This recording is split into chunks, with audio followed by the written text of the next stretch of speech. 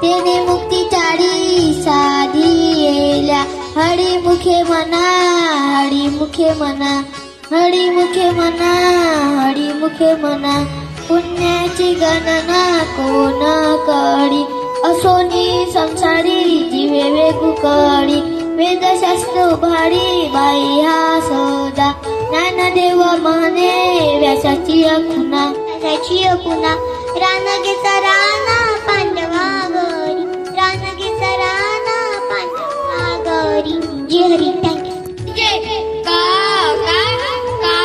मोठा कुंतीचे का मोठे भाषण न करीजे गाई ब्रह्मणाचे विजे घर कोणाचे न घ्यायचे हुशारदा माऊली ज्ञान देशा नमो सद्गुरु ब्रह्मरूपा विनाशा नमः शंभु विष्णु रमो मानिवासा जे जे आपणास ठावे ते दुसऱ्यास शिकवावे शहाणे करून सोडावे सकळ जग हे रामदासांप्रमाणे श्री गुलाबराव महाराज यांचे सुद्धा ब्रीदवाक्य समन्वय महर्षी प्रज्ञाचक्षु संत श्री गुलाबराव महाराज म्हणजे सर्व प्राचीन भारतीय साहित्य भंडाराची गुरुकिल्ली होती.